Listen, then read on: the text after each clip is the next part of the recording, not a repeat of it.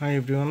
So আজকে দেখাবো যে জুকিনি বা কজেট বা স্কোয়াশ প্লান্টের যে মেল ফুল আছে, পুরুষ ফুল থেকে কিভাবে আপনার পরাগরেণু বা পোলেন সংগ্রহ করে রাখতে হয়। কারণ আপনি দেখলেন যে অনেক মেল ফুল হচ্ছে কিন্তু ফিমেল ফুল হয়নি, তো ওগুলি ফ্রিজে কিভাবে সংরক্ষণ করে রাখবেন। সো আপনার এর জন্য একটা তুলি লাগবে, একটা পেপার লাগবে, আর অবশ্যই মেল ফ্লাওয়ার লাগবে। So just watch it and see how I am doing it. এই যে দেখছেন একটা male flower. So male flower চিনবেন কীভাবে? এটা খুবই একটা থিন স্টেম থাকবে, এটাই হচ্ছে মেল ফ্লাওয়ার। সো ভিতরটা দেখাই, এই যে ভিতর।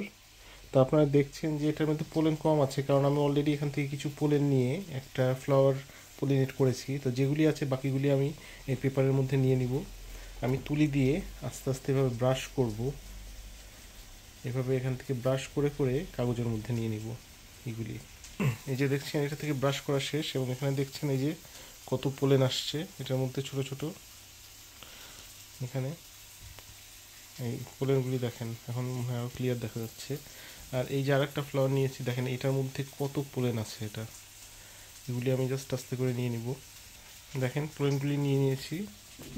You can see just lots of pollen now. তো এইভাবে সবগুলি ফুল থেকে পোলেনগুলি নিয়ে নিব।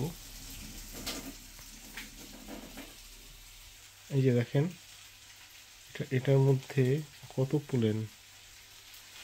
এগুলি আমি সব, এই যে এখানে অলমোস্ট এতগুলি কালেক্টেড হয়ে গেছে, আরও কিছু কালেক্ট করব, তাহলেই শেষ হয়ে যাবে। তবে এটা ফ্রিজে, একটা পলিথিনের প্যাকেটে ফ্রিজে এটা রেখে দেব। এই যে দেখেন এটার ব্রাশটার মাথায় দেখেছেন কতগুলি পোলেন আসছে। এই যে এখন একটু ফোকাস করে এই দেখেন, দেখছেন এগুলি সব হচ্ছে পোলেন। তো এটাকে আমি ঝাড়া দিয়ে এখানে একটু জোরে ঝাঁকিয়ে দিয়ে এটার মধ্যে এভাবে কালেক্ট করে নেব। আমাদের পোলেন সংগ্রহ শেষ। তারপরে এই কাগজটাকে একটু শুকিয়ে, কয়েক ঘন্টা, অ্যারাউন্ড ফিউ আওয়ার্স একটু শুকিয়ে তারপরে এটাকে ফোল্ড করবেন। তারপরে একটা সুন্দর পলিথিনে করে এটা ফ্রিজের মধ্যে রেখে দিবেন। সো এটা কয়েকদিন এমনিতেই ভালো থাকবে, এবং যখন আপনার ফিমেল ফ্লাওয়ারগুলি আসবে গাছে, তারপরে এটা দিয়ে আপনি সুন্দর করে পলিনেট করতে পারবেন। সো এভাবেই এটা তারপরে ফ্রিজে রেখে দিবেন এখন।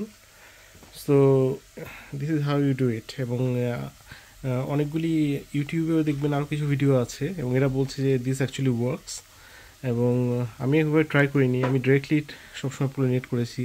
কিন্তু যখন আপনি দেখবেন যে এত মেল ফ্লাওয়ার হয়ে গেছে এবং এত পোলেন, সো কিছুটা না রেখে দিলে কেমন হয়।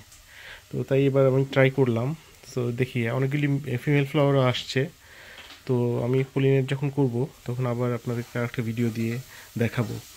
সো সাবস্ক্রাইব আওয়ার চ্যানেল, তাহলে আপনারা দেখতে পারবেন যে এটা আসলে সাকসেসফুল হয় কিনা। Thank you very much, thanks for watching the video.